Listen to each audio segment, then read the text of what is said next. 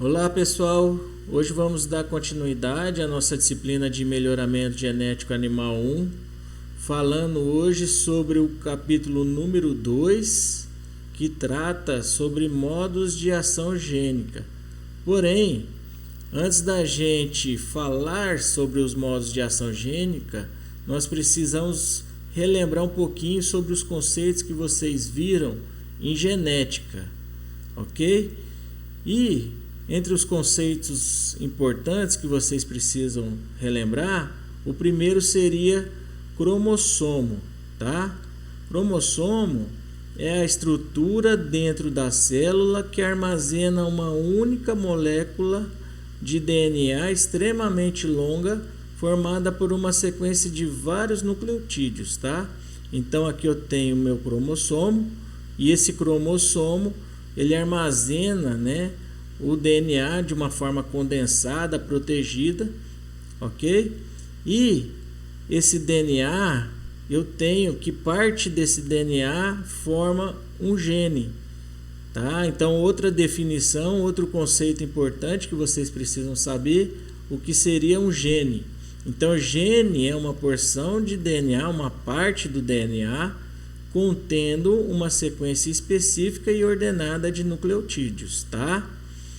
E aqui eu estou mostrando para vocês uma figura bem mais próxima da realidade, né?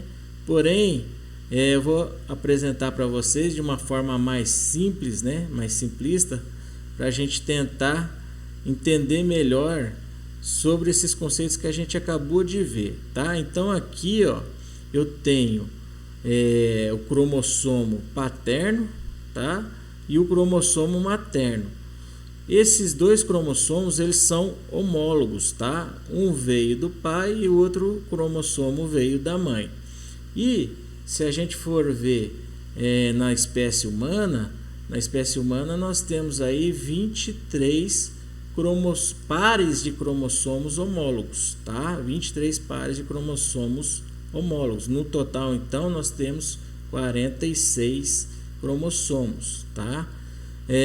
Em bovinos, nós temos um total de 30 cromossomos, 30 pares de cromossomos homólogos. Então, nós teríamos aí um total de 60 cromossomos. 30 cromossomos que são oriundos do pai e 30 cromossomos oriundos da mãe, tá? Em bovinos, tá? E aí nós temos outras espécies também, várias outras espécies aí, que a maioria delas são diploides, tá?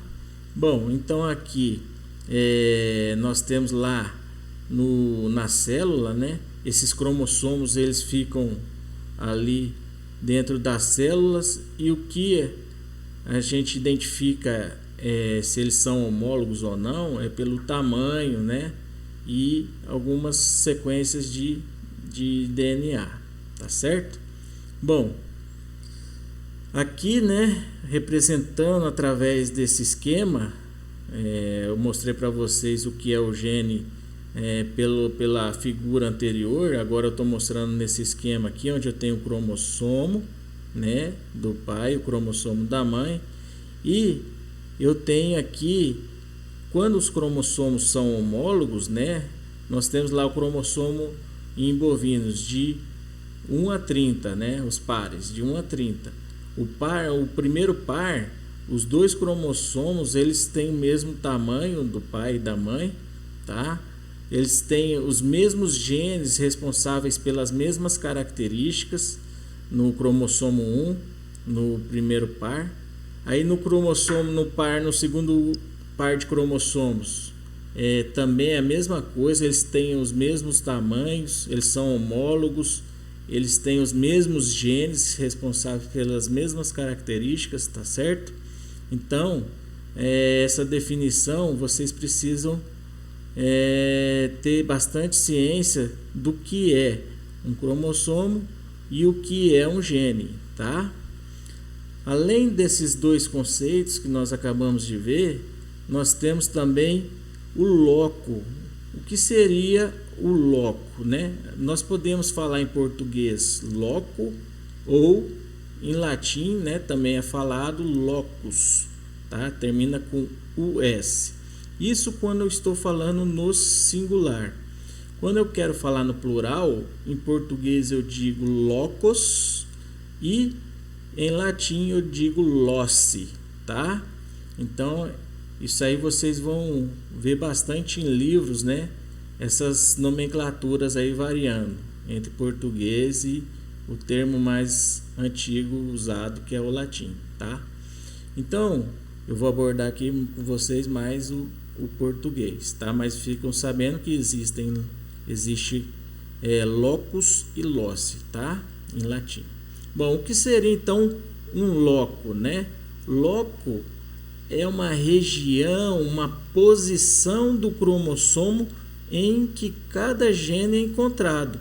Então aqui, ó, pessoal, eu tenho o loco, né? Um loco. E geralmente a gente coloca o nome desse loco com uma letra maiúscula, loco A, loco B, loco C e assim vai, tá? Só para facilitar o nosso esqueminha, o nosso entendimento. Então, eu tenho no meu cromossomo pareado, que são homólogos, né? Eu tenho na mesma posição, no mesmo loco, eu tenho o mesmo gene. Esse gene ele vai ser responsável por uma característica, tá? Porém, eu posso encontrar nesse mesmo gene, nessa mesma posição, tá? Eu posso encontrar sequências diferentes, né? Sequências de nucleotídeos diferentes. E essas sequências diferentes, essas formas diferentes, essas sequências diferentes dos genes que eu tenho aqui no mesmo loco, eu chamo essas diferentes sequências de alelos. Então, alelos são formas diferentes de um mesmo gene e ocupam o mesmo loco em cromossomos homólogos. Então, vejam bem, alelos são as formas diferentes de genes, ou seja, as sequências diferentes de genes que nós temos, tá? Que estão no mesmo loco, tá certo? Bom, e aí, né, nós temos um par de cromossomos. E não é porque nós temos um par de cromossomos que necessariamente nós teremos sempre dois alelos, duas variantes que a gente chama também, duas formas de genes, duas formas alélicas de possibilidades aqui, tá? Eu posso ter um par de cromossomos, porém eu posso ter 3, 4, 5, 6 alelos, 6 variantes, tá? Vocês vão ver mais para frente, quando a gente falar sobre genética de populações, né? Vocês vão ver características, genes, onde encontramos mais de 2 alelos, né? Então, toda vez que eu tiver 3 ou mais alelos diferentes para o mesmo loco, eu chamo isso de alelos múltiplos, tá? Nós vamos trabalhar mais nesse caso aqui de alelos, onde nós vamos trabalhar apenas com 2 variantes, apenas com 2 alelos diferentes, tá? Para facilitar mais o entendimento de vocês durante o decorrer da disciplina, tá certo? Bom, então aqui, ó, vejam, né? Eu estou supondo, né, que esse cromossomo paterno aqui ele tem uma sequência desse gene diferente, né, desse outro cromossomo aqui da mãe, tá? Então, aí como eu tenho uma sequência diferente de nucleotídeos, né, a gente vai falar, vai dar uma codificação, né, para esse gene diferente. Então eu vou falar que esse gene que tem essa sequência aqui no cromossomo paterno, eu vou codificar como A1, né? Então eu vou usar aqui o termo, como o meu loco é o A, então eu vou começar com o A e um número para falar sobre as possíveis variantes, os possíveis alelos que eu tenho. Então, A1, tá? Eu vou chamar esse gene, essa sequência que eu tenho para o cromossomo paterno. E supondo, né, que essa sequência de nucleotídeos que está nesse gene no cromossomo materno seja diferente, né, do paterno, eu vou dizer que eu vou codificar essa sequência como alelo A2, tá certo? Então a gente denomina A1, A2, A3 como diferentes sequências de genes que a gente chama diferentes alelos, tá certo? Bom, outro conceito importante é genótipo, tá? Genótipo seria a combinação de alelos em cada loco nos cromossomos homólogos. Então, se eu estiver trabalhando com o loco A, né, a combinação entre os alelos nos cromossomos homólogos, né, essa combinação me traz um genótipo. Então, genótipo é a combinação de alelos que eu tenho em um loco, tá certo? E dependendo dessas combinações, eu vou definir esse genótipo como sendo heterozigoto ou homozigoto, tá certo? Então, o que seria um genótipo heterozigoto? O genótipo heterozigoto é quando dois alelos diferentes são encontrados em um mesmo loco, ou seja, A1 e A2, né? Supondo que só tenha dois alelos diferentes para esse loco. Então, nesse caso, o meu heterozigoto teria o alelo A1 e o alelo A2. Então, o genótipo A1, A2 é heterozigoto, tá certo? E o que seria um genótipo homozigoto? É quando dois alelos iguais são encontrados em um mesmo loco. Então, nesse caso, eu tenho duas possibilidades quando eu trato de dois alelos nesse loco diferentes, tá? Então, aqui, ó, eu teria no loco A, o alelo A1 e no outro cromossomo da mãe, o alelo A1 também. Então, a combinação desses dois alelos no mesmo loco dos cromossomos homólogos do pai e da mãe formam o genótipo A1A1. Então, eu tenho um genótipo onde os alelos são iguais, A1A1. Então, esse genótipo A1A1, ele é um genótipo homozigoto, porque os seus alelos, a combinação dos seus alelos são iguais, tá? A mesma coisa acontece, né, quando eu tenho dois alelos que são iguais e eles são o A2, tá? Então, aqui nesse indivíduo, né, eu posso dizer assim, eu tenho o genótipo A2A2, tá? Então, quando você tem dois alelos em um determinado loco que são diferentes, apenas dois, você pode formar três genótipos, tá certo? Vamos supor que você tivesse três alelos em um determinado loco. Se você tem três alelos, vamos supor que fosse A1, A2 e A3. Você teria A1 com A1, A1 com A2, A1 com A3. Até aí você formou três alelos. Depois você teria A2 com A2, 4, A2 com A3, 5, A3 com A3, 6. Então vejam, à medida que você vai ter um número diferente de alelos, as possibilidades de combinações, o número de genótipos que você vai ter vai aumentando, né? Então, quando eu tinha dois alelos, eu pude formar três genótipos. Quando eu tinha três alelos, eu pude formar 6 genótipos, tá? Bom, a definição de heterozigoto e homozigoto ficou claro, né?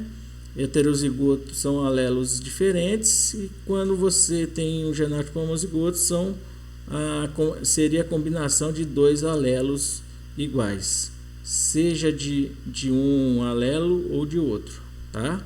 Bom, e aí, pessoal, a gente tá falando da genética, de tudo, e o que seria a definição de fenótipo, né? Que é o que interessa por detrás da genética, né? É o conjunto de características do indivíduo que resulta da expressão do genótipo e da ação do ambiente. Então, fenótipo, né? Eu falo que é um conjunto de características porque pode ser qualquer característica que eu esteja estudando, tá joia? Então, é uma característica, na verdade, é uma característica entre as várias que o indivíduo tem, que resulta de uma expressão do genótipo e de uma ação do ambiente. Então, o nosso fenótipo é a característica resultado da genética e da ação do ambiente, tá certo?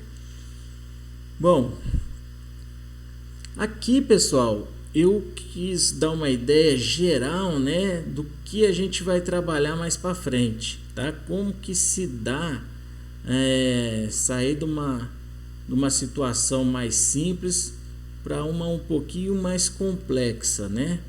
Vejam os conceitos que a gente definiu até agora, né? Eu tenho aqui, ó, no cromossomo paterno, só estou pegando um par de cromossomo, tá? Vamos imaginar que existem mais cromossomos, tá? Em bovinos eu já falei que são 30 pares, em humanos 23 pares. Existem outras espécies aí também, tá? Com diferentes números de cromossomos. Então, vamos entender melhor o que seria os conceitos que nós vimos agora, tudo de uma vez, tá? Então aqui, ó, nesse cromossomo paterno e materno, que juntos eles estão têm a mesma posição, têm o mesmo tamanho na célula, tá? Eles são cromossomos homólogos. Nós temos vários genes, né? Vários genes nesse cromossomo, esses cromossomos homólogos. Aqui eu estou colocando só 3, mas existem vários outros, tá? E aqui, pessoal, para vocês terem uma ideia mais para frente sobre os modos de ação gênica, né? Eu tenho que esse gene aqui, eu estou imaginando uma situação real, né? A gente chama esse gene CAPN de gene da calpaína, tá? O gene CAST seria o gene da calpastatina, e o gene DBP seria o gene da proteína ligante à vitamina D, tá? Então vamos imaginar que esses 3 genes estejam localizados no cromossomo 1 de bovinos, tá? Então esses 3 genes estão localizados no cromossomo 1 de bovinos, uma situação fictícia, tá? Não sei qual é o cromossomo exato. E aí nós temos aqui o loco A, o loco B e o loco C. Então o loco A seria a posição em que o gene da calpaína está inserido no cromossomo, tá? O loco B seria a posição em que o gene da calpastatina está no cromossomo 1, tá? E o loco C seria a posição em que o gene da proteína ligante de vitamina D está localizado no cromossomo, tá? E aí vocês vejam que para cada gene, né, você tem aí diferentes possibilidades de sequências, né? Aqui eu tenho um heterozigoto no loco A, tá? Que é referente ao gene da calpaína. No loco B, que é a posição do gene da calpastatina, eu tenho um homozigoto B1B1, e no loco C eu teria também um homozigoto C2C2 para o gene da proteína ligante. às vezes vocês podem estar estranhando por que eu estou usando para representar alelos A1, A2, B1, B1, B2, C1, C2. Eu prefiro utilizar essa maneira aqui de representar alelos, porque quando você usa letra maiúscula e minúscula, azão e azinho, né, por exemplo, no meu caso eu estou usando A1 e A2, né, depois vocês vão entender por que eu prefiro usar desse jeito para expressar os alelos. Bom, seria o seguinte: quando você usa azão e azinho, o que acontece? Você já associa que existe uma dominância, né, entre esses alelos nesse loco. Porém, nem sempre a ação entre os alelos, entre os alelos é de dominância, tá? Existem outros modos de ação gênica que eu vou explicar cada um daqui a pouco, né? Existem outros modos de ação gênicas que não é de dominância. Existe uma ação chamada ação aditiva, tá? E nessa ação aditiva não tem um alelo que domina sobre o outro. Então, quando você usa letra maiúscula e letra minúscula, você meio que já faz essa associação indireta, né? É automático na sua cabeça. E aí eu prefiro usar, por isso que eu prefiro usar, ao invés de azão e azinho, eu prefiro usar A1 e A2, tá? Só para vocês não terem essa associação automática na cabeça, tá certo? Bom, e aí o que acontece, pessoal?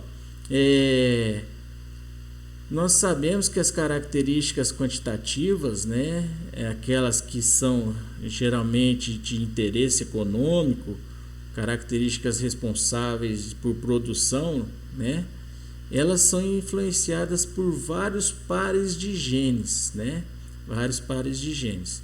Então aqui, em cada um desses locos, eu tenho os genes que são responsáveis, né, por exemplo, por regular, né, a característica, o fenótipo maciez de carne, tá? Então aqui é um exemplo onde eu tenho que diferentes pares de genes regulam, influenciam uma característica quantitativa, né, de produção. Então, geralmente é isso que vocês vão encontrar para as diversas características quantitativas de produção: peso ao sobreano, peso ao nascimento, peso ao desmame, perímetro escrotal, espessura de gordura, maciez de carne, rendimento de carcaça. Todas essas variáveis de interesse econômico geralmente são influenciadas por vários pares de genes, tá? E aí, reforçando aqui, loco é a posição de um gene nos cromossomos homólogos que influencia uma determinada característica. Então, loco é a posição do gene, tá? Quem influencia as características é o gene, não é o loco. O loco é a posição, tá? Então, loco é a posição de um gene nos cromossomos homólogos que influencia uma determinada característica, tá certo? Bom, vamos trabalhar alguns conceitos aqui. O que acontece, pessoal? As diferentes sequências de nucleotídeos que podem ser encontradas no mesmo loco são chamadas de formas alélicas. Então eu disse para vocês, né, que aquelas sequências diferentes no mesmo loco, né, para os mesmos genes, são chamadas de formas alélicas. Quando eu falo formas alélicas, é a mesma coisa de diferentes alelos, tá certo? Antigamente, a existência de formas alélicas, ou seja, de diferentes alelos, né, só podia ser reconhecida se uma das sequências de nucleotídeos fosse responsável pela codificação de uma proteína que tivesse funcionamento alterado e isso resultasse em modificação fenotípica.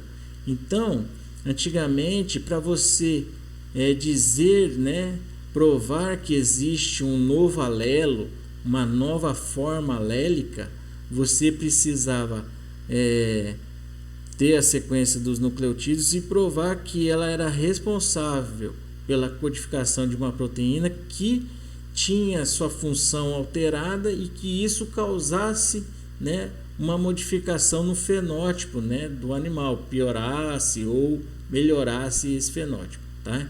Então, para que seja aprovado um novo alelo numa determinada população, antigamente era necessário todo esse procedimento, tá? Porque caso contrário, se as proteínas produzidas a partir das diferentes sequências de nucleotídeos tivessem funcionamento normal, essas sequências de nucleotídeos não seriam reconhecidas como alelos. Então o que acontece? Eles viam que existia uma nova forma alélica, um novo alelo, eles codificavam essa sequência e aí eles viam qual proteína era codificada pela essa sequência de DNA, tá?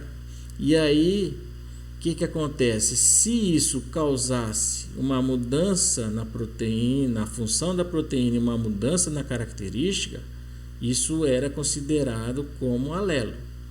Porém, se nada acontecesse, era uma nova sequência de DNA, era uma nova forma de gene, uma nova forma alélica, e esse novo alelo não causasse nenhuma mudança na função da proteína e no fenótipo e na característica, eles não consideravam isso como alelo novo, como um novo alelo, tá? Porque hoje em dia, com sequenciamento, tem as novas as tecnologias aí com biomarcadores, Isso aí progrediu e ajudou muito, a fazer esses sequenciamentos e ver se tinha interferência nas proteínas ou não, tá? E atualmente, como que é feito, como você elege um novo alelo? Atualmente, uma nova sequência de nucleotídeos que aparece lá no gene, é considerada quando você faz o sequenciamento, tá, pessoal? Então, quando você faz o sequenciamento e você vê uma nova forma de alelo, uma nova sequência, o que acontece? Quando eles fazem isso e verifica que tem uma nova sequência, eles têm que verificar se essa nova sequência de nucleotídeos, esse novo alelo, se ele aparece em mais de 1% da população que ele está estudando.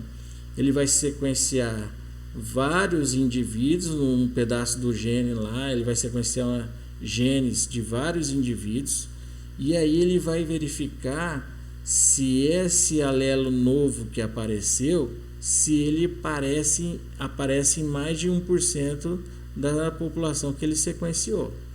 Caso contrário, se não aparecer em mais de 1%, o que acontece?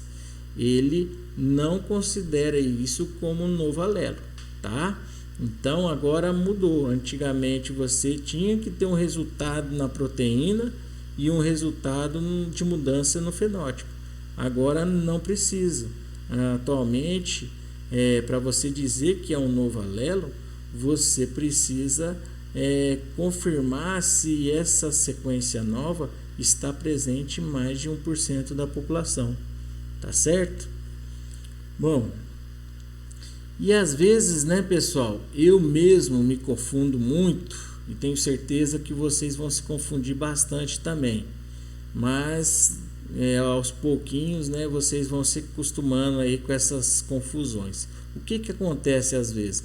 A utilização dos termos gene, alelo e loco tem caráter sinônimo, o que pode ser causa de confusões, Muitas vezes você fala que um loco influencia uma característica, mas na verdade O loco é a posição do gene que influencia a característica.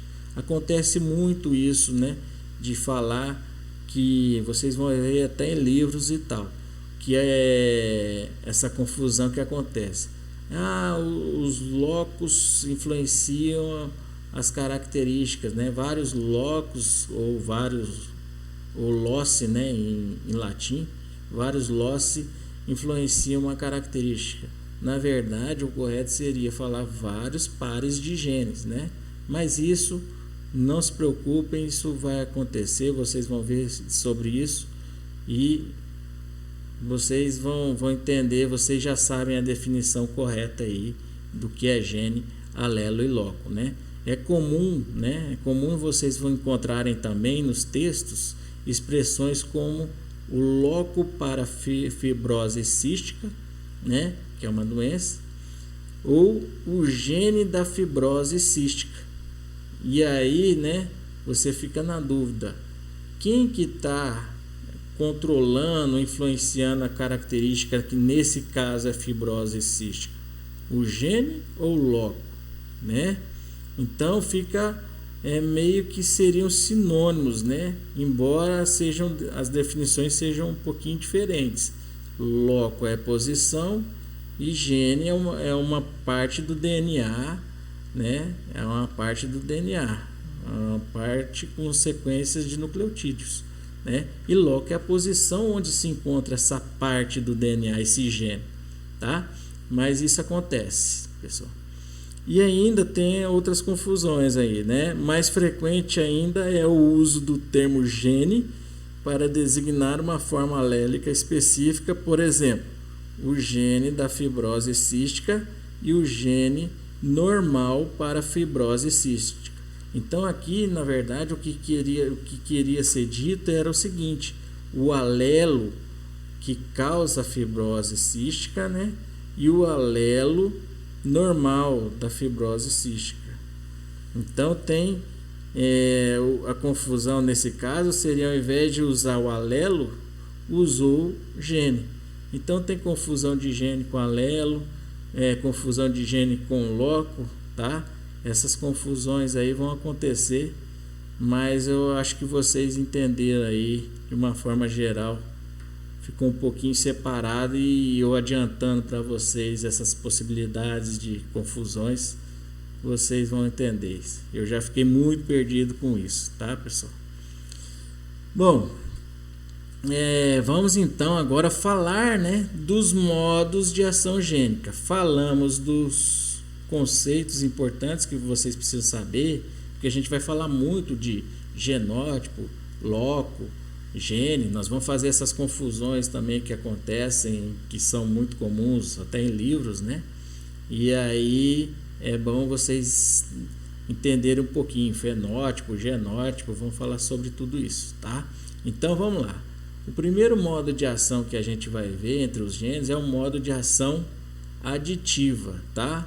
Esse modo de ação aditiva é um tipo de ação gênica em que cada um dos inúmeros genes que constituem o genótipo do indivíduo provoca um pequeno efeito na manifestação da característica, ou seja, causa um pequeno efeito na manifestação do valor fenotípico do indivíduo, independente da ação dos outros genes que constituem o genótipo, tá? Então, quando o modo de ação entre os genes é aditivo, né, você tem que cada gene, cada alelo, ele contribui com um pouco de efeito na característica. O peso, por exemplo, dos bovinos, 500 quilos, né? Vamos supor que tem vários genes influenciando essas características. Aí você tem o loco A, B, C, D, E, e dentro desses locos vários genes que influenciam a característica peso, tá? O que acontece? A soma, né, de cada gene, de cada alelo em cada genótipo, né, resulta em parte do fenótipo. Então a soma, por exemplo, de cada um dos genes, dos alelos, do efeito de cada um desses alelos, né, contribui, por exemplo, com 40 quilos dos 500, né, quilos que o animal tem lá, por exemplo, ao sobreano, tá certo? Então, a ação aditiva mostra que os genes responsáveis por uma determinada característica, a maioria dos genes responsáveis por uma determinada característica tem uma ação aditiva, ou seja, você vai somando o que cada alelo, cada gene contribui para a característica, tá? E como eu já falei para vocês, uma determinada característica, ela não tem só um modo de ação, né? Como são vários pares de genes, né? Às vezes você tem lá uma parte desses genes com modo de ação aditiva, outra parte desses genes que influenciam a mesma característica, tá? Com outro tipo de ação gênica, outro modo de ação gênica, de dominância, sobredominância, tá? Então, uma característica, ela é influenciada por vários pares de genes e podem ocorrer os diferentes modos de ação gênica, tá? Para essa característica, porque não vai ter uma característica em que os seus genes que regulam essa característica só tem um modo de ação aditiva. Não, vai ter modo de ação aditiva, vai ter modo de ação não aditiva, que seria o caso de dominância e epistasia, tá? O que acontece muito é que existe uma predominância de um tipo de ação gênica, né? Existe uma predominância de um tipo de ação gênica. Eu falei para vocês que quando a predominância da ação gênica para uma determinada característica é aditiva, o método de seleção é o melhor método para que a gente melhore essa característica, né? É a melhor estratégia. E aí, quando eu tenho a predominância, né, do modo de ação não aditiva entre os genes de uma determinada característica, que seria dominância, epistasia, tá? O que acontece? A melhor estratégia de melhorar uma característica seria os cruzamentos, os sistemas de acasalamento, tá? Então é importante a gente entender sobre os modos de ação gênica também e entender que não tem características que vai ter só um modo de ação gênica, tá certo?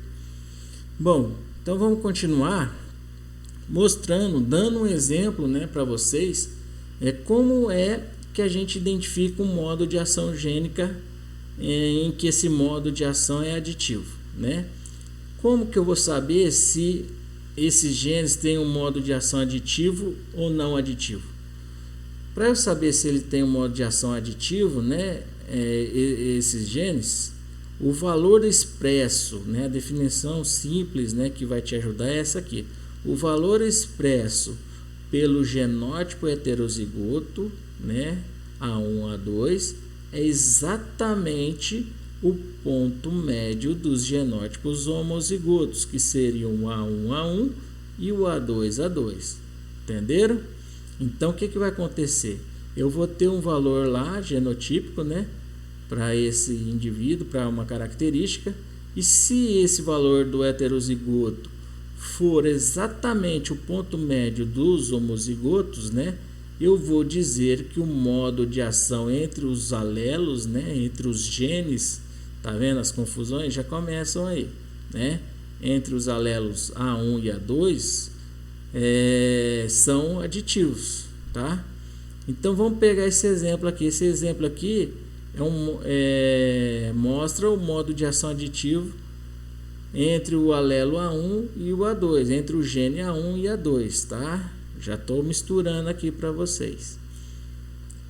Então vejam, eu sei que o meu homozigoto, né, ele é o A2A2 e ele tem um resultado, uma influência na característica de 2.000 quilos. A característica que eu estou dando um exemplo agora é a produção de leite. E eu sei que meu outro homozigoto, A1A1, ele resulta numa produção de leite de 4.000 quilos, né? ele contribui com 4.000 quilos na produção de leite. Tem os efeitos ambientais aí que vão ajudar a aumentar ou diminuir essa produção de leite, tá? E aí o meu ponto médio entre esses dois homozigotos é quanto? Aqui eu tenho o A2A2 com 2.000 quilos, o A1A1 com 4.000 quilos. Então o ponto médio, né, a média entre 2.000 e 4.000 é quanto? 3.000 quilos, tá? E aí eu vou verificar o que acontece com o meu heterozigoto, qual que é a participação dele na característica, quanto que ele ajuda, né, o indivíduo na produção de leite. E aí eu verifico que o A1, A2 resulta, né, numa produção, contribui na produção de leite com 3.000 quilos. Justamente a média, o ponto médio entre os dois homozigotos. Estão vendo? 2.000 e 4.000, 3.000. Quando isso acontece, quando o heterozigoto influencia, contribui com a característica metade, né, é o ponto médio dos dois homozigotos, eu digo que o modo de ação gênica entre o gene A1 e A2, ou entre o alelo A1 e A2, é aditivo, tá? Então, toda vez que o heterozigoto estiver no ponto médio dos homozigotos, o modo de ação gênica é aditivo, tá? E quais são as características que a gente vai começar a verificar nesses modos de ação gênica, né? Vejam aqui, ó. Aqui eu tenho os valores, né, para a característica. E aí, o que eu vou fazer? Eu vou fazer uma outra escala aqui embaixo, né, para definir efeito aditivo e efeito de desvio, tá? O que acontece? O ponto médio eu vou chamar de zero, tá? O ponto médio eu vou mudar de 3.000 quilos, eu vou mudar para zero. Sempre vai ser assim. O ponto médio entre os homozigotos vai ser zero, né? Nessa nova escala que eu estou construindo. Ok? E aí eu preciso achar o efeito aditivo, né? Como é que eu vou fazer? Que eu vou chamar o efeito de mais A, né, para o lado direito, e menos A para o lado esquerdo. Seriam os efeitos aditivos, para baixo e para cima aqui, né? Para mais e para menos. Então vejam, eu vou pegar o homozigoto, 4.000, e descontar de quem? Do ponto médio, não do heterozigoto, tá bom? Do ponto médio, porque eu posso mostrar, dar um exemplo para vocês, um exercício em que eu dei o valor dos homozigotos e do heterozigoto e não deu o valor do ponto médio. Geralmente o valor do ponto médio vocês vão precisar calcular, tá certo? Então o que acontece, né? Como é que eu descubro esse mais A, né? Vocês vão pegar o homozigoto que está do lado superior, nesse caso é o A1A1, podia ser o contrário, podia ser o A2A2 aqui, ó, fornecendo 4.000 quilos, tá? Poderia ser, tá? Por conveniência, né? O A1 vem primeiro, então eu estou colocando ele aqui do lado superior da produção, como se ele estivesse produzindo mais. Então o que vocês têm aqui? O homozigoto A1A1 é 4.000. Vocês vão pegar esse valor de 4.000 e subtrair do ponto médio 3.000. Então 4.000 menos 3.000, vocês têm mais 1.000 quilos, tá? Esse é o mais A, o efeito aditivo positivo. E com relação ao efeito aditivo aqui para o lado negativo, nós temos quem? Nós vamos pegar o homozigoto que menos ajuda, né, na produção de leite, seria o indivíduo A2A2, com genótipo A2A2, que produz 2.000 quilos. Você pegaria esses 2.000 quilos e também subtrairia, né, do ponto médio. Então seria 2.000 menos 3.000, você tem menos 1.000. Tá certo? Entenderam como é que a gente acha esse mais A e esse menos A, né? Agora, o fundamental, né, uma medida que eu vou ter que calcular e que é importante para eu identificar os modos de ação gênica, né, é o chamado desvio. Então, desvio é o que vai me dizer que tipo de ação gênica existe entre os genes, entre os alelos, né? E como é que eu meço, né, esse desvio? Você vai pegar o valor do heterozigoto, nesse caso é 3.000 quilos, e vai subtrair do ponto médio, que também é 3.000 quilos, né? Então, sempre para encontrar o desvio, como que vocês vão fazer? Vocês vão pegar o heterozigoto e subtrair do ponto médio, que vocês vão calcular com base nos dois homozigotos, tá certo? Então, vejam lá, se o meu heterozigoto tem o mesmo valor do meu ponto médio, que é 3.000, os dois são 3.000 quilos, se eu pegar 3.000, subtrair de 3.000, o meu desvio vai ser quanto? Meu desvio vai ser 0. Então, toda vez que eu tiver um desvio igual a 0, né, eu tenho que o modo de ação gênica entre esses genes, A1 e A2, entre os alelos, é quanto?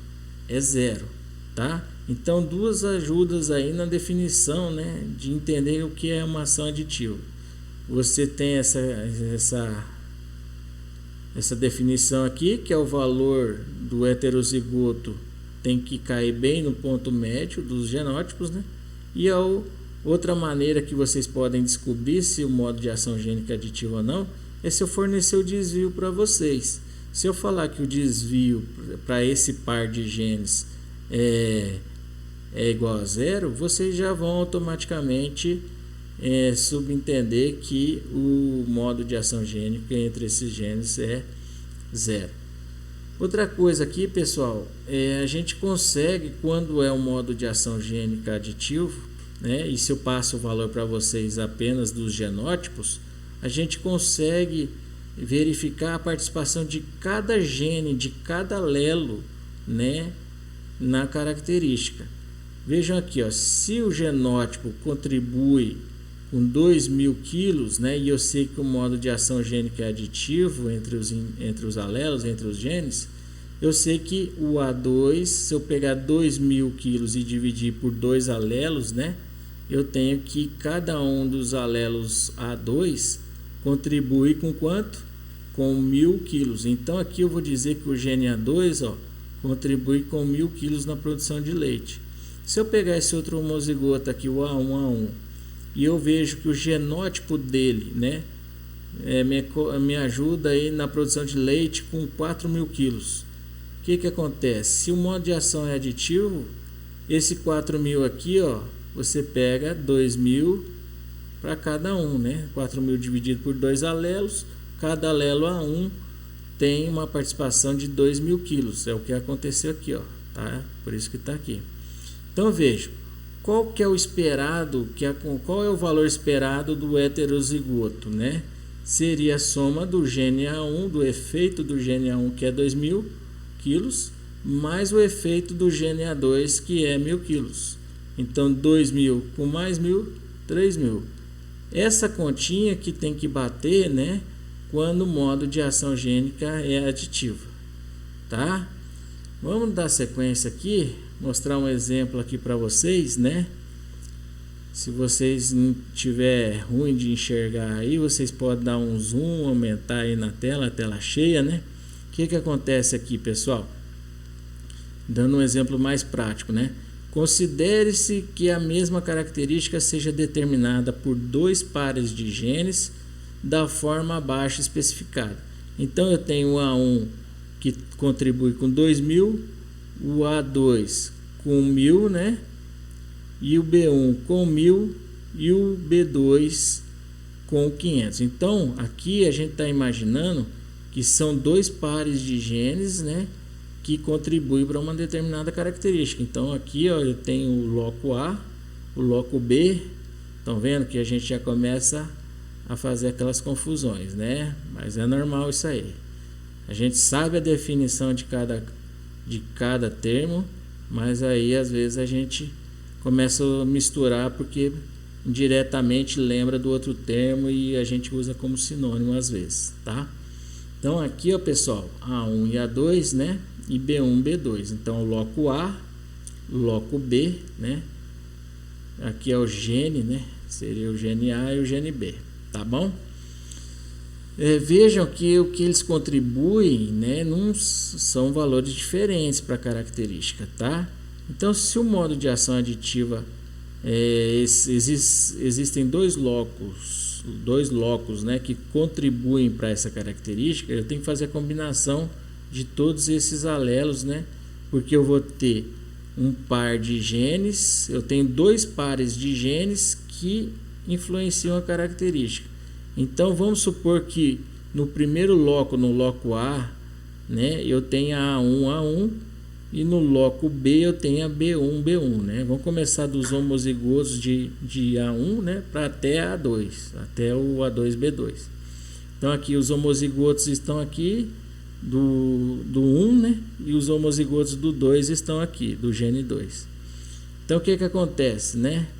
A1, B1, A1, B1, B2, aí já entra o heterozigoto do B1, B2, A1, B2, B2, aí depois vem A1, A2, B1, B1, depois A1, A2, B1, B2, A2, A2, B2, B2, A1, A2, B2, B2. Depois o loco A muda para homozigoto, tudo A2, A2, né? A2, A2, B1, B1, A2, A2, B1, B2, A2, A2, B2, B2.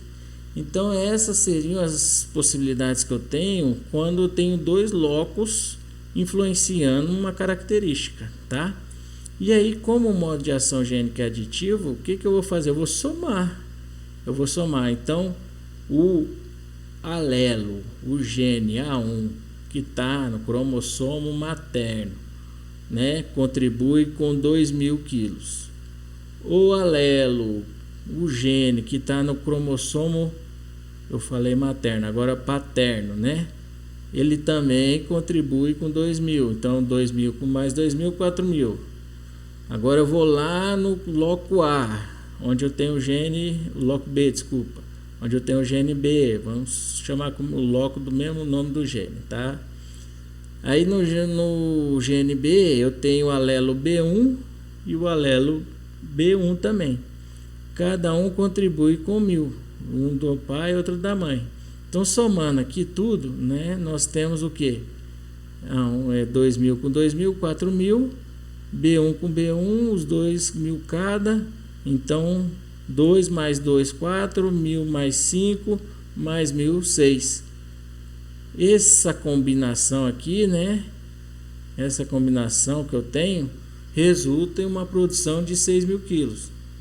E aí eu tenho aqui, ó, o A1 e o heterozigoto B1, B2, né? Vejam, 1.000 mais 500, 1.500, com 2 com 3, 3.000 com 1.500, 4... Opa, desculpa, aqui o A1, não é o A1, A2, então é 2.000 com 2.000. 2.000 mais 2.000, 4.000, com mais 1.000, 5.000, com mais 500, 5.500. Então vejam, quando eu tenho um modo de ação gênica, né, cada gene contribui com um efeito sobre a característica final, tá?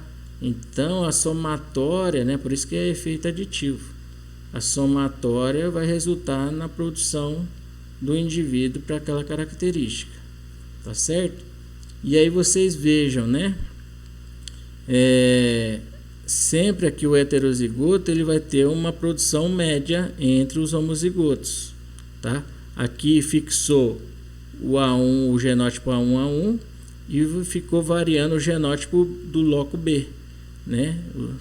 Aqui, ó. Aqui fixou o heterozigoto, né, do A1, A2 e variou o genótipo do loco B, do gene B. E aqui fixou o genótipo A2, A2 e variou o genótipo, o loco do loco B, tá? Então sempre aqui no meio, como tem um heterozigoto, sempre eu vou ter o valor médio, tá? E também vocês viram que o resultado da somatória de cada efeito de gene resulta na produção, tá certo? Então vamos continuar agora. Vamos entender, a gente pode reparar, né, nessa tabela, que a herança aditiva ela não condiciona diferenças distintas entre os fenótipos da população. O que ocorre são gradações, são escalas entre os tipos extremos. Então vejam, pessoal, que para uma característica quantitativa, né, em que você tem um modo de ação gênica aditiva, você vai ter esse padrão de comportamento entre os resultados, né, ó, variando aqui de 3.000 a 6.000 quilos, né, de produção. E aí, só que aí vocês vejam que vai tendo gradações, escalas diferentes, ó, vários fenótipos, né, vários resultados, né, para essa característica. Então vejam lá, 3.000, 3.500, 4 e assim por diante. Então você não tem um extremo entre um genótipo e outro, um valor, um resultado, uma produção extrema, diferente, extrema, de diferenças, né, muito grandes. Você não tem, você tem variações pequenas entre um genótipo e outro, né, dentro do extremo, né, que são os homozigotos, tá certo? Outro aspecto, né, da ação aditiva é que os genótipos heterozigotos apresentam valores correspondentes a médias do homozigoto. Isso eu já mostrei para vocês, ó. Heterozigoto do loco B, heterozigoto do loco B, heterozigoto do loco B, tudo é a média dos homozigotos do loco B, né? Aqui eu tenho o heterozigoto do loco A, por isso que eles estão aqui no centro, tá certo? Bom, outro detalhe é se a expressão da característica dependesse apenas da ação aditiva, bastaria selecionar os indivíduos superiores fenotipicamente. Então vejam, pessoal, se acontecesse de um modo de ação gênica entre os genes para uma característica fosse apenas aditivo, né? O que aconteceria? A gente poderia selecionar os indivíduos pelo peso, pelo fenótipo, pela característica, né? A gente vai lá, mensurava todos os indivíduos, o que fosse o mais produtivo, né, maior peso, a gente selecionaria eles, porque a gente saberia que o modo de ação gênica é aditivo, né? Então, o animal, o indivíduo que tem a maior produção, né, ele tem o melhor genótipo para a característica. Caso se os modos de ação gênica, né, entre os genes dessa característica fossem sempre aditivos, né, mas não é o caso, tá joia? Aqui a gente está simulando uma situação, né, perfeita, onde todos os genes seriam de ação aditiva, tá certo? Entenderam como seria se fosse tudo aditivo? Você olhava o fenótipo do indivíduo e selecionava pelo fenótipo. O fenótipo seria o retrato, né, o reflexo do genótipo superior em comparação aos outros animais, tá certo? Mas isso não acontece na prática, tá? Não é a realidade. Os genes, eles têm várias ações gênicas e que influenciam a mesma característica. Então, como as características produtivas não são determinadas apenas por esse tipo de herança, ou seja, apenas pelo modo de ação aditiva, né? O primeiro passo a ser dado em relação ao melhoramento genético é estimar a variação da característica devido à herança aditiva.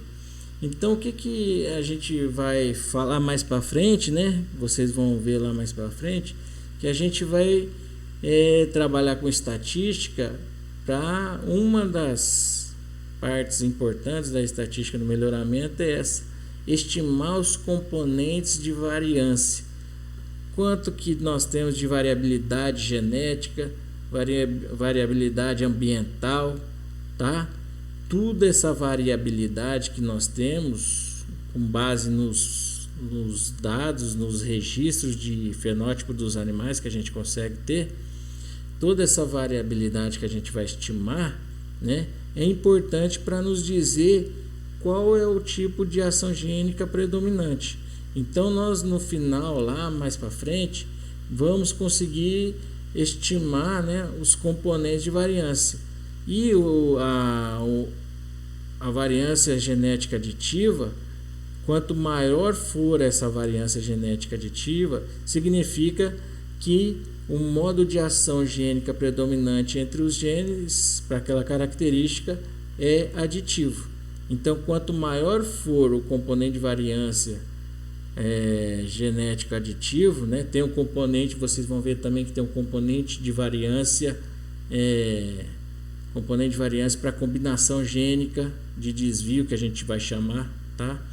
Então a gente vai medir todos esses componentes de variância, e aquela variância que for maior, né, ela é a que mais influencia, o modo de ação gênica é a que mais influencia aquela característica, tá certo? Bom, vamos falar agora do modo de ação gênica não aditiva, tá? Como seria esse modo de ação gênica não aditiva? É um tipo de ação gênica resultante da interação entre os alelos, fazendo com que o valor expresso pelo genótipo heterozigoto seja diferente da soma dos efeitos independentes de cada gene. Essa interação pode ser de dois tipos: dominância e epistasia. Então vejam, o que acontece? O modo de ação gênica não aditiva, você vai ter que o heterozigoto ele vai ter um valor diferente, né? Quando você identificar o valor nos homozigotos, você vai ter os dois homozigotos. Você vai calcular a participação, né, de cada alelo, de cada efeito, de cada gene. Como é que faz isso? Eu mostrei para vocês agora anteriormente. Vocês pegam o genótipo, né, A1, vê a produção daquele indivíduo, divide por dois alelos e você sabe a contribuição de cada A1. Faz a mesma coisa para o genótipo homozigoto A2. Pega a produção, divide por dois alelos, cada alelo A2 contribui com um determinado valor. E aí você pega o efeito do gene de um gene A1 e o efeito de um gene A2, de um alelo A1 de um alelo A2. Se você soma esses efeitos, né, quando simulando um heterozigoto, o valor do heterozigoto deveria coincidir com a soma desses efeitos individuais. Se isso não acontece, você tem que o modo de ação é não aditivo, tá? E aí, entre os modos de ação não aditiva, existe um modo de ação chamado dominância e o modo de ação chamado epistasia. A gente vai falar sobre os vários, né? Tem vários tipos de dominância: dominância completa, dominância parcial, sobredominância, tá? E também de epistasia, concentrando mais sobre os efeitos de dominância, tá bom? Então vamos falar no primeiro caso, né, de ação não aditiva, que seria dominância. Eu vou falar só de dominância, mas aí tem as diferentes aí definições de dominância, tá? Dominância completa. Quando que eu tenho um modo de ação gênica entre dois alelos, entre dois genes, que existe dominância completa? Quando que isso acontece? Quando o valor expresso pelo genótipo heterozigoto A1, A2 é exatamente o valor expresso por um dos genótipos homozigoto. Então, aquele valor que eu tenho do heterozigoto, de produção lá do heterozigoto, vai ser exatamente o valor do homozigoto A1, A1 ou A2, A2, tá? Quando isso acontecer, eu tenho que a dominância é completa. Seja o heterozigoto tendo um valor igual ao do homozigoto A1, A1, é dominância completa do gene A1, sendo o heterozigoto A1, A2 com o mesmo valor do homozigoto A2, A2. Nesse caso, eu teria a dominância completa do gene A2, tá certo? Aqui está um exemplo, né, de dominância completa. Existem dois casos de dominância completa, de um alelo e de outro, tá?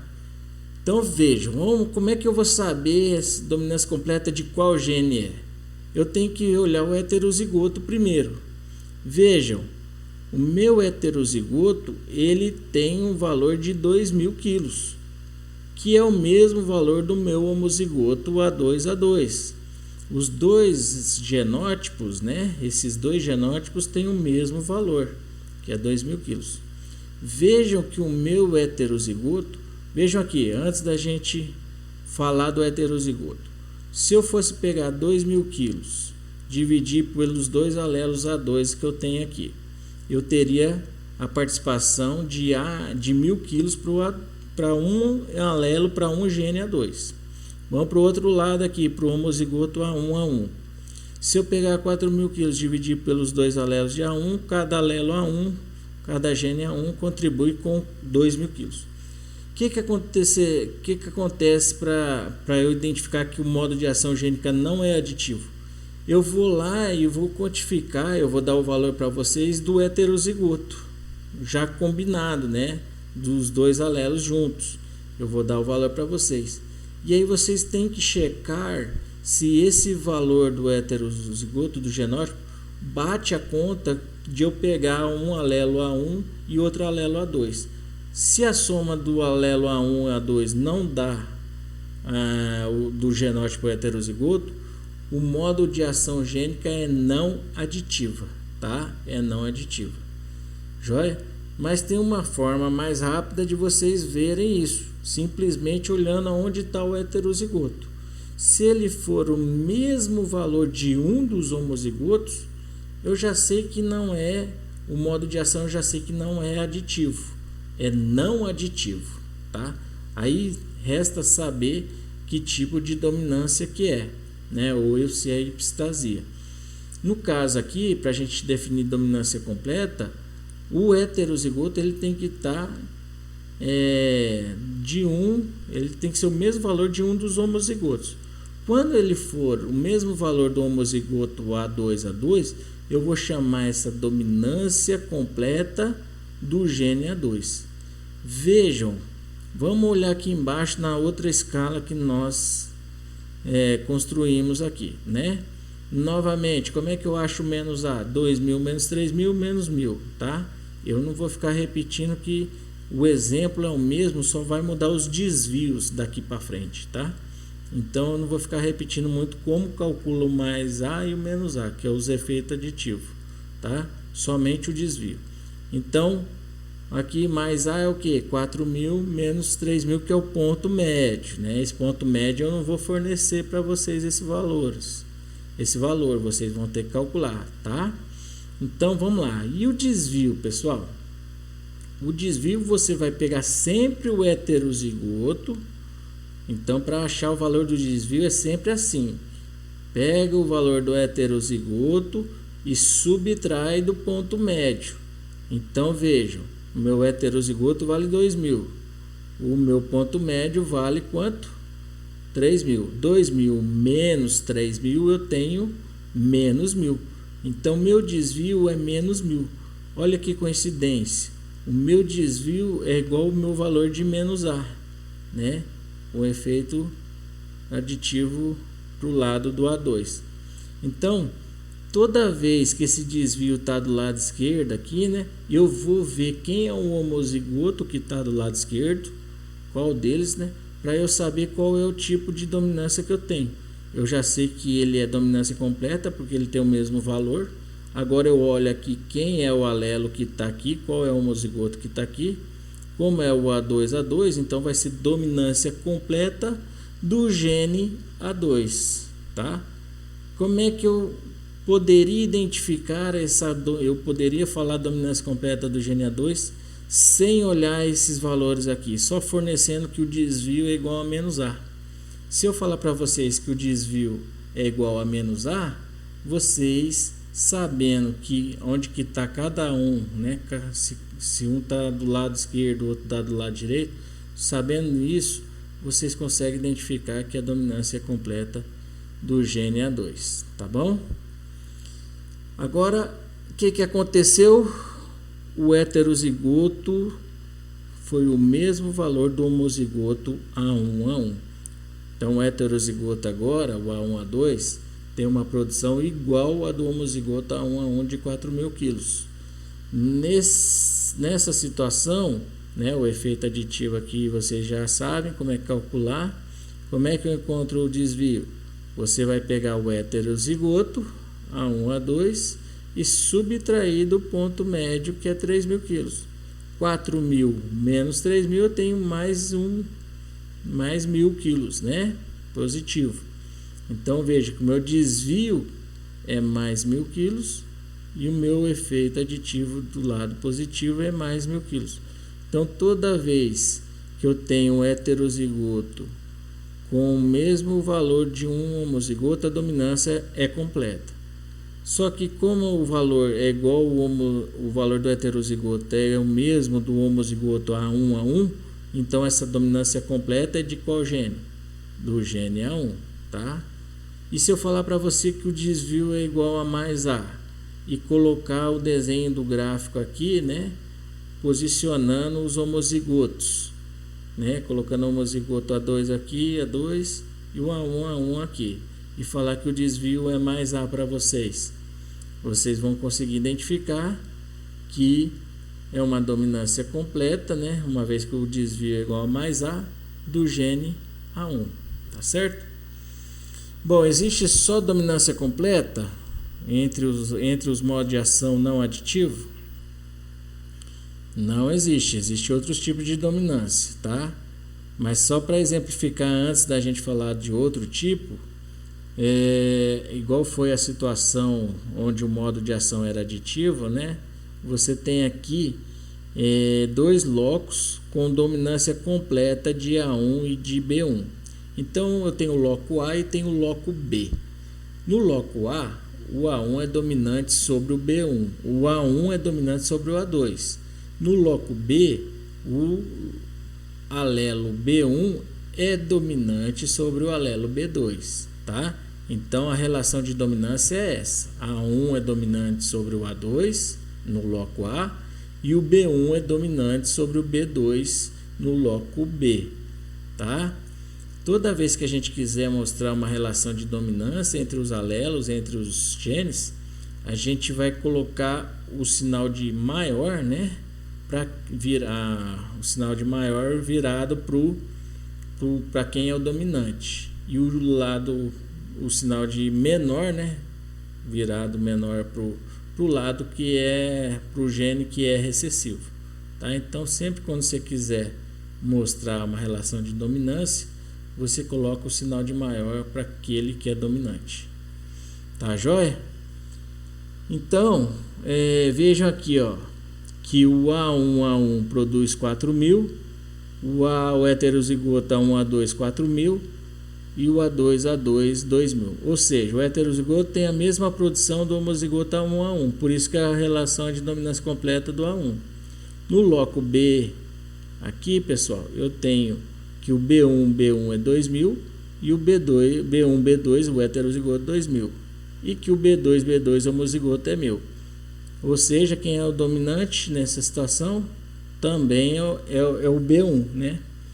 Então, aqui o que vai acontecer? Na hora que você tiver aqui, você vai somar os genótipos, né? Na hora que você vai somar a participação de cada gene aqui, você não consegue ter aquela ação aditiva. Então aqui você vai ter, né, os genótipos: 6.000 quilos, ó, A1 é 4.000, né? B1 você tem quanto? 2.000 quilos. 4 com 2, 6.000 quilos. A1 4.000. B2 você tem 2.000, 6.000 também, né?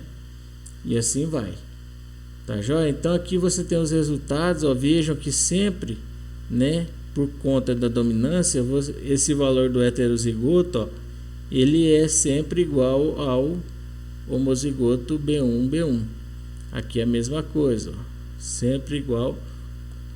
uma vez que o heterozigoto, quando você tem o genótipo heterozigoto, quem manda, né, quem é o dominante, você vai ter o mesmo resultado dele. Então é o que aconteceu aqui também, em todas as combinações, independente do alelo do loco A. Tá certo? Então aqui, só para exemplificar, é uma situação bem diferente do que aconteceu lá com o modo de ação aditiva, né? Você tinha 3.000, 3.500, 4.000, 4.500. Aqui não, você tem uma repetição de heterozigotos, de produção de heterozigotos com alguns homozigotos, tá certo? Bom, dominância parcial, pessoal. O que seria dominância parcial? O valor expresso pelo genótipo heterozigoto A1, A2 está entre os valores expressos dos dois genótipos, mas fora do ponto médio. Então, o que vai acontecer? O valor expresso pelo genótipo heterozigoto, ele está entre os valores expressos dos dois genótipos homozigotos, mas fora do ponto médio. Então, ele está dentro de A1, A1 e A2, A2. Então, ele está dentro dos homozigotos, mas ele está fora do ponto médio, tá? O heterozigoto dessa vez, ele não está coincidindo com um dos homozigotos. Ele está entre os homozigotos, mas não está no ponto médio, ou seja, não é nem o modo de ação gênica aditiva e também não é nem o modo de ação gênica de dominância completa. Não é nenhum dos dois, porque o heterozigoto não está nem no ponto médio e ele está fora do ponto médio, e também ele não está coincidindo com nenhum dos homozigotos. Então vejo que nesse caso nós temos o que? Uma dominância parcial, tá? Bom, e aí, né, no dominância tem a dominância parcial do gene A2 e tem a dominância parcial do gene A1, tá certo? Então vejam aqui, ó, o homozigoto é sempre os mesmos valores, tá, pessoal? 2.000 para o A2, A2 e 4.000 para o A1, A1, né? O ponto médio entre os homozigotos dá 3.000. E aí vamos supor que o meu heterozigoto tem uma produção de 2.500 quilos, tá? Aí o que acontece? Eu vou verificar que o meu desvio é de quanto? Se eu pegar 2.500 quilos menos 3.000, que é do ponto médio, 2.500 menos 3.000, o meu desvio é de menos 500. O que acontece? A dominância parcial, qual que é a definição dela? É o heterozigoto que está entre os homozigotos, mas fora do ponto médio. É o que aconteceu aqui, ó. Está fora do ponto médio. Então, a dominância parcial pode ser nesse meio aqui, ou pode ser nesse meio aqui, que vai ser a outra situação, tá? Então, vejam. Aqui eu tenho uma dominância parcial de qual gene? Para que lado que está o heterozigoto? Ele está mais para o lado do homozigoto A2, A2 ou ele está mais para o lado do homozigoto A1, A1? Do A2, A2. Então, eu tenho uma situação de dominância parcial do A2, do gene A2. Então, o A2 ele domina sobre o A1, mas não completamente, parcialmente, tá? Então, essa é uma situação de dominância parcial do gene A2. Nessa situação, você tem que o valor do desvio de menos 500, ele está entre 0, né, que é o ponto médio, e ele está entre menos A, ou seja, quer dizer, ele está entre menos A e 0. Toda vez que o desvio está entre menos A e 0, eu tenho uma dominância parcial do gene que está à minha esquerda, que é o A2, A2, tá? A outra situação é quando o heterozigoto está mais próximo, né, do homozigoto A1, A1 e fora do ponto médio. Nessa situação eu tenho dominância parcial do gene A1, tá? O heterozigoto está entre os homozigotos e fora do ponto médio, mas agora ele está mais para o lado de quem? Do homozigoto A1, A1. Então, nessa situação, eu tenho uma dominância parcial do gene A1, ou seja, o gene, o alelo A1, domina parcialmente sobre o alelo A2, tá? Vejam, se o meu heterozigoto é 3.700 quilos, quanto que é meu desvio? Eu calculo o ponto médio, tiro a média entre os homozigotos, que é o ponto médio. Então, pego 3.700 menos 3.000, eu tenho um desvio positivo de 700. Quando o meu desvio está entre 0 e mais A, né, que é esse valor aqui, 0 e mais A, eu tenho desvio e eu vou ter um modo de ação de dominância parcial do gene A1, tá certo?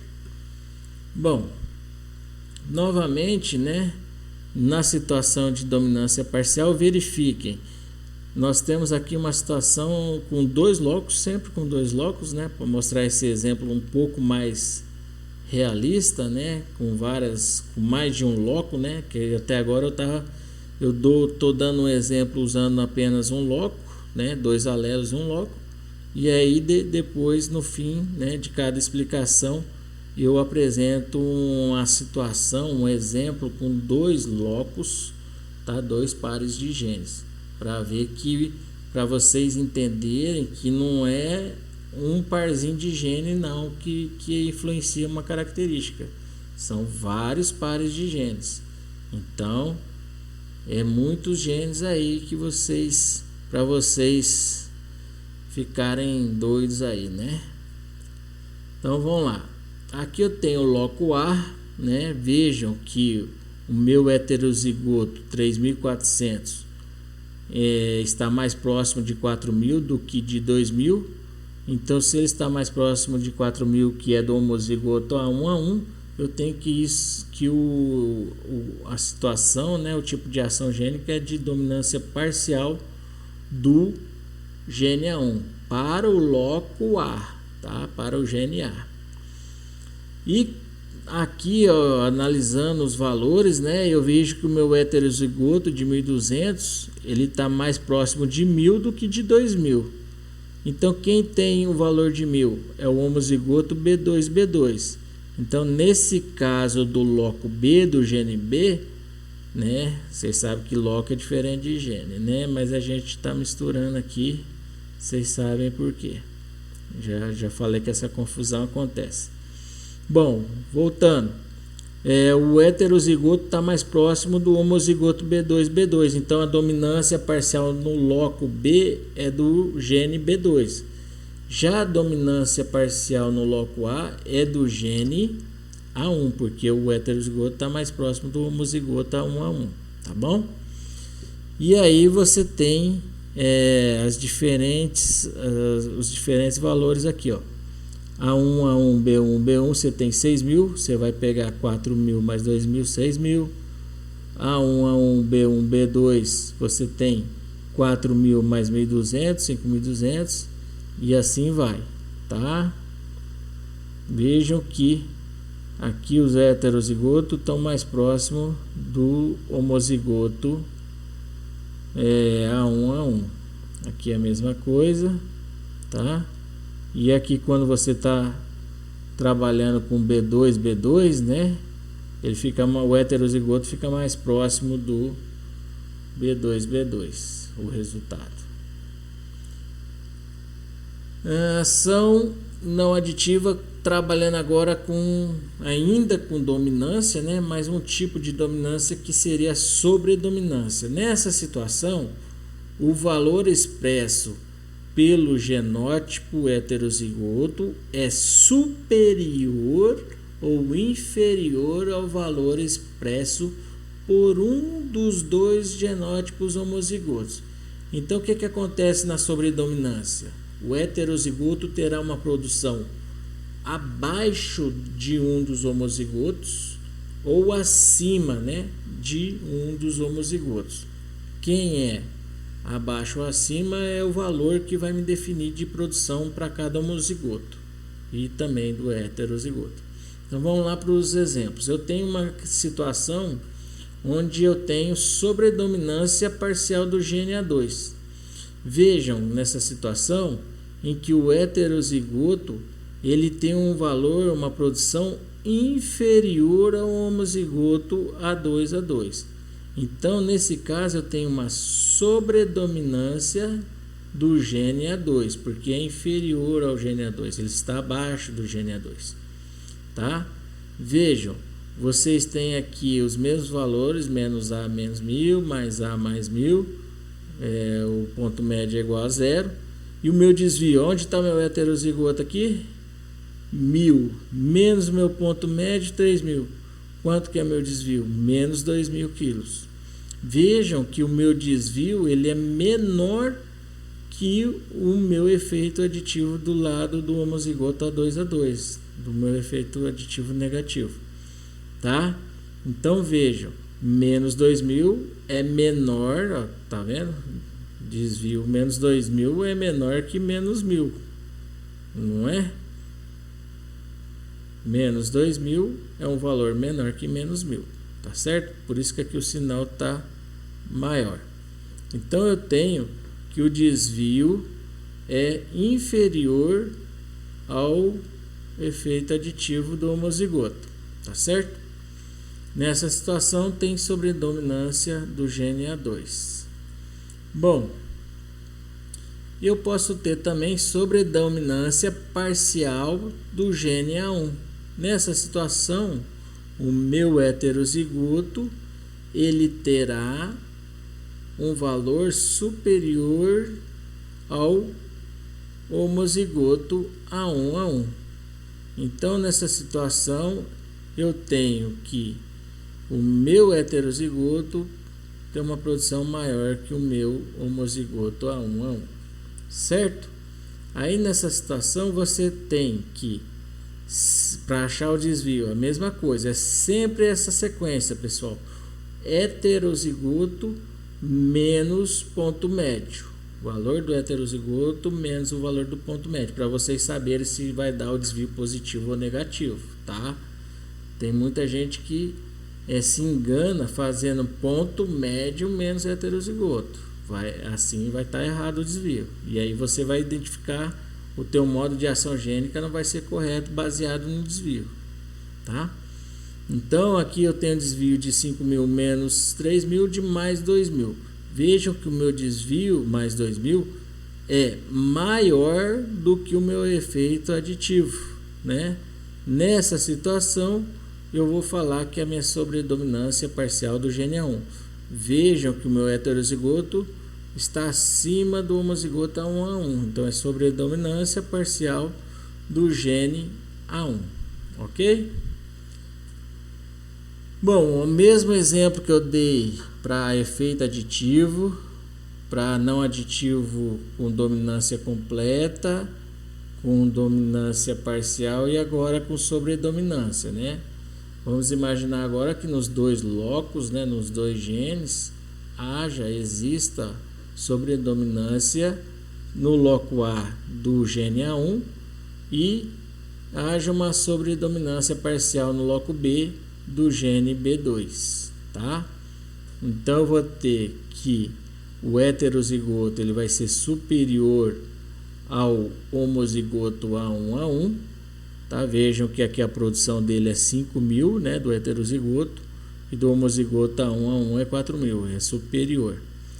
E no loco B eu tenho que o meu heterozigoto 600 quilos, né, tem uma produção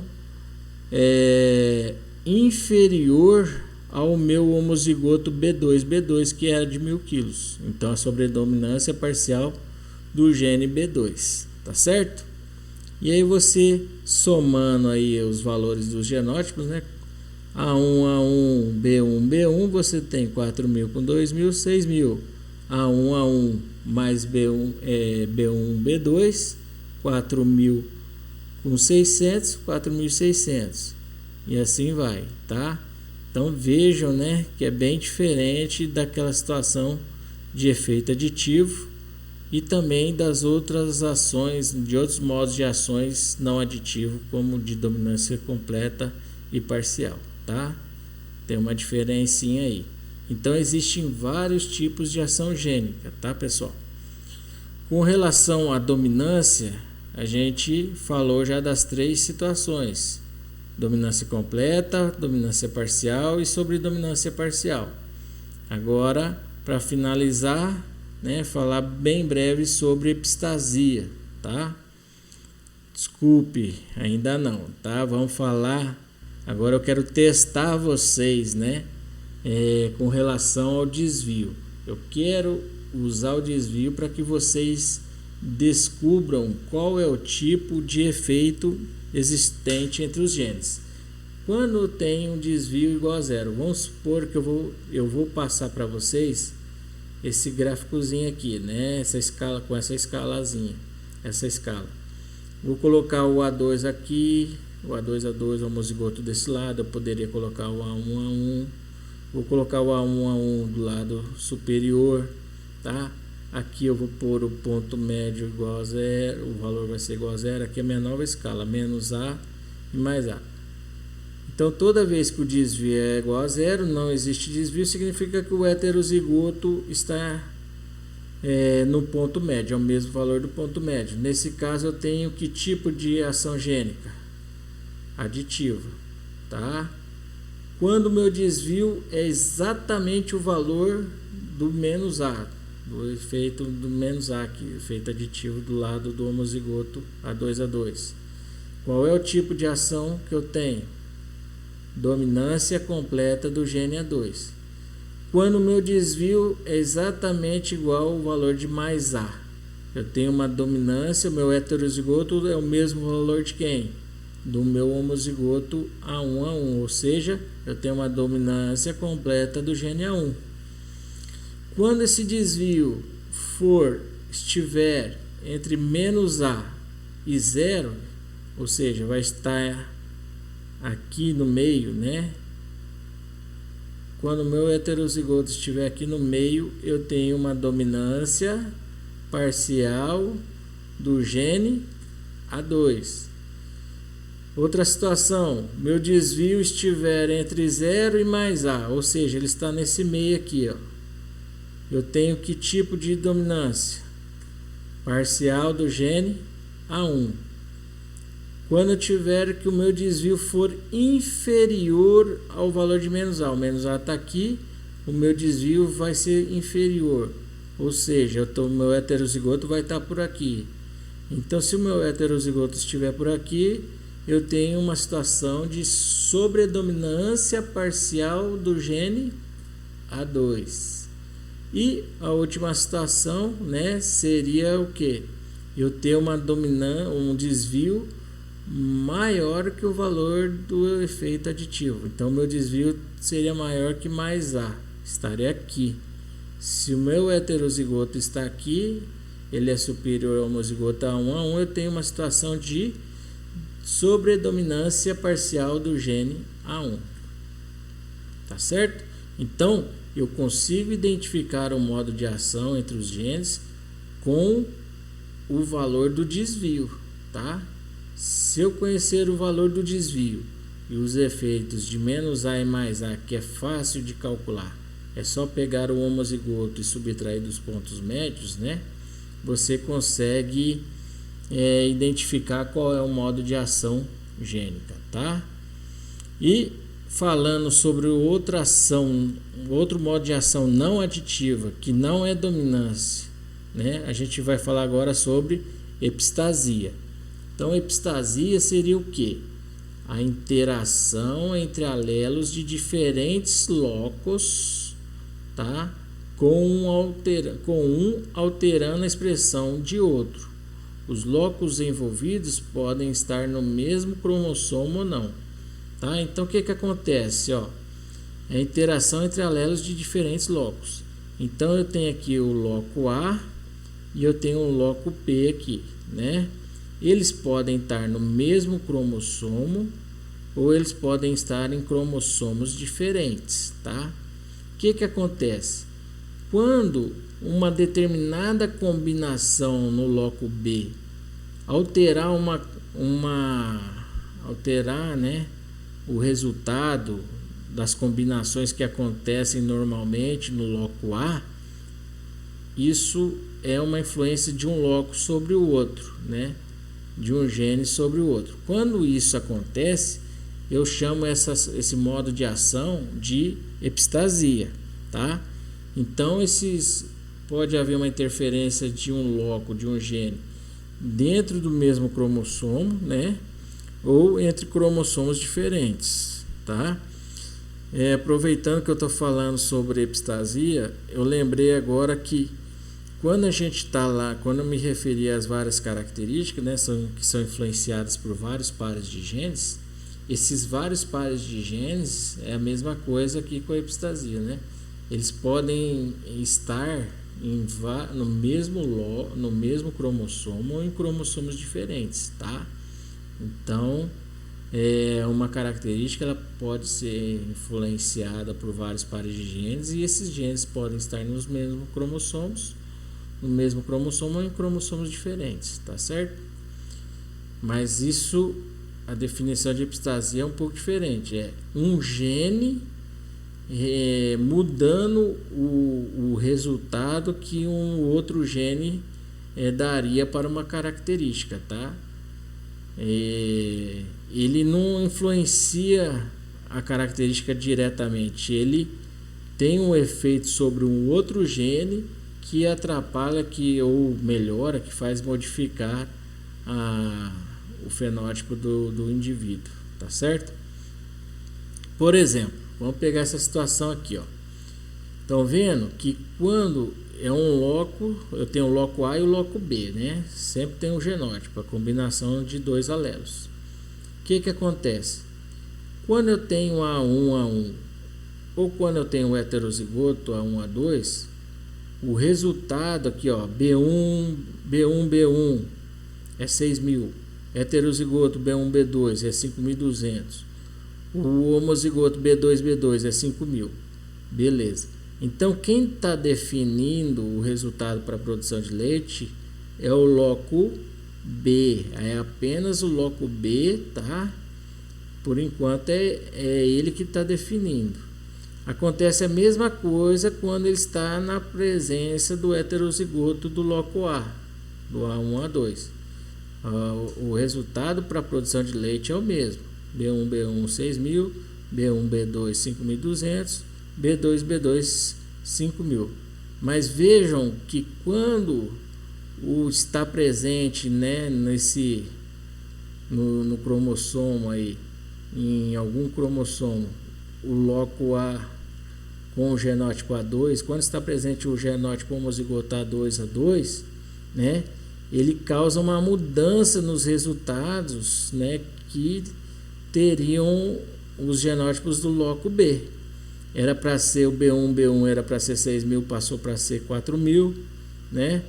O heterozigoto B1, B2 era para produzir leite, era para produzir 5.200 kg de leite, passou a produzir 3.200, e o B2 era para produzir 5.000, passou a produzir 3.000 kg de leite. Então, quando esse gene, o loco B, estava presente, quando o homozigoto A2 apareceu no cromossomo, no loco, tá?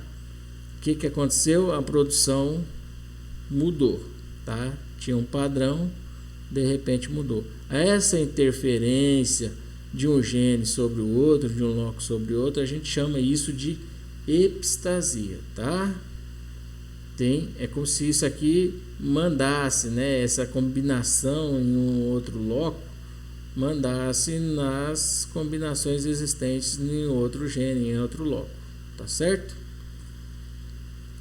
Bom, e já finalizando, né, só para relembrar aí, não se deve nunca falar em genes de ação aditiva, pois eles não existem. Os genes eles têm ação aditiva e não aditiva. Frisei bastante isso com vocês, tá? Uma característica pode ser determinada pela ação aditiva, outra pode envolver ação aditiva somada à ação não aditiva. A ação aditiva é também chamada de ausência de dominância ou codominância. Então nós podemos chamar o modo de ação de um gene de ação aditiva ou de ausência de dominância ou codominância, ausência de codominância também, tá? Então é aquilo que eu falei para vocês, é uma característica, ela é influenciada por vários pares de genes, tá? Porém, essa característica, os pares de genes que influenciam essa característica, todos eles não vão ter um modo de ação aditiva, ou só um modo de ação de dominância, de epistasia. Não, eles vão ter todos os modos de ação gênica. Porém, haverá predominância de um tipo de ação gênica, de um modo de ação gênica para uma determinada característica e para outra, tá? É desejável, né, que para melhorar o melhoramento, para a seleção, as características sejam a predominância, né, de modos de ação gênica para as características quando é empregada a seleção, que seja aditivo, né, que é desejável que a predominância do modo de ação gênica seja aditiva entre os pares de genes, tá? Que aí a seleção ela tem um maior sucesso comparado aí ao cruzamento, tá? Quando você tem que o modo de ação gênica predominante é de dominância, né, ou de epistasia, o que você mais trabalha, né, é para aproveitar a heterose entre os cruzamentos, tá certo? Que aí você tem um resultado melhor para a melhoria da característica, tá? E finalizando, né, relembrando, quase terminando, nós voltamos aqui para aquele esqueminha, né? Então aí, ó, novamente, para vocês relembrarem, né, nós confundimos e agora vamos desconfundir novamente aí, né? Loco é a posição dos genes de cada gene, tá? O que interfere, né, o que influencia nas características são os vários genes, vários pares de genes que influenciam as características. O loco é a posição dos genes, tá? E vários genes influenciam a característica, né? E às vezes a gente fala, né, não é muito correto, mas a gente fala que vários locos influenciam uma característica, tá certo? E para finalizar, pessoal, existem outros tipos de ação gênica, né? Mas os mais importantes a gente já falou, tá? Só para vocês terem conhecimento, um tipo de ação gênica que existe também é a pleiotropia. É um loco influenciando mais do que uma característica. A importância está na possibilidade de causar correlação genética entre as características.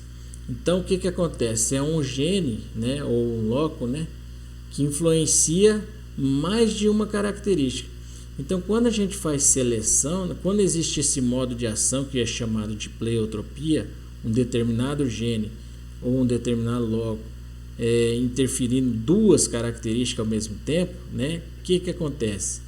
Você vai fazer a seleção, né, no melhoramento. Quando a gente faz a seleção do melhor indivíduo, a gente está indiretamente selecionando os melhores genes, né? E aí o que acontece? Se eu estou selecionando o melhor gene para uma característica, eu estou querendo melhorar essa característica. Mas como se existe pleiotropia, né?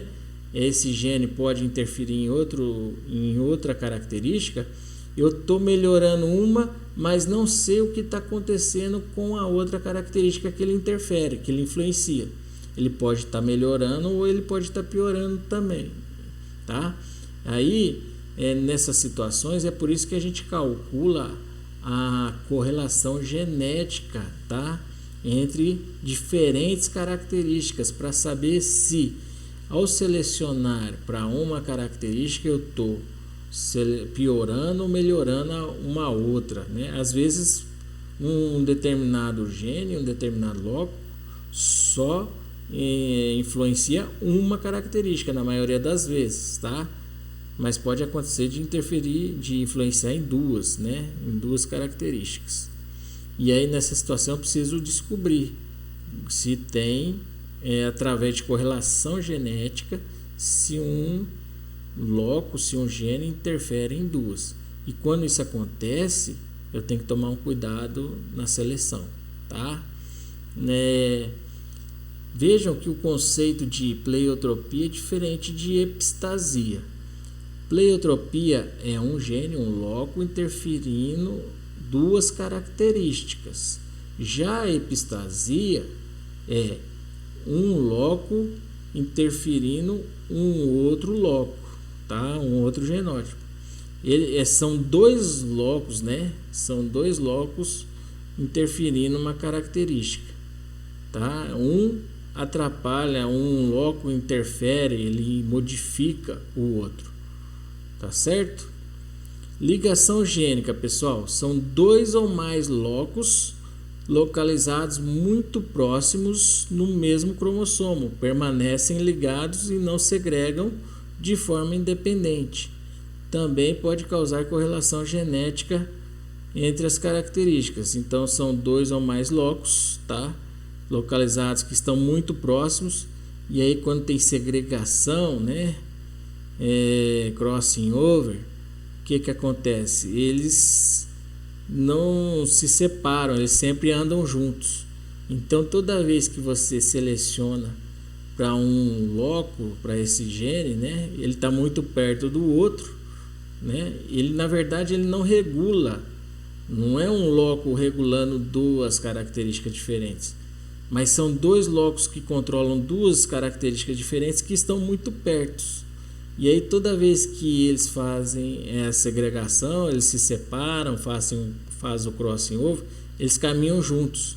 Então, se eu estou selecionando um gene, o segundo gene que está mais abaixo, que está perto, também tá sendo selecionado, entendeu? Então, na verdade, acaba acontecendo também a correlação genética, né? Mas aí é uma situação, eu seleciono uma característica e interfere na outra, mas aí o modo de ação, ligação gênica e pleiotropia, é um pouquinho diferente, tá? Um loco interferindo em duas características, pleiotropia.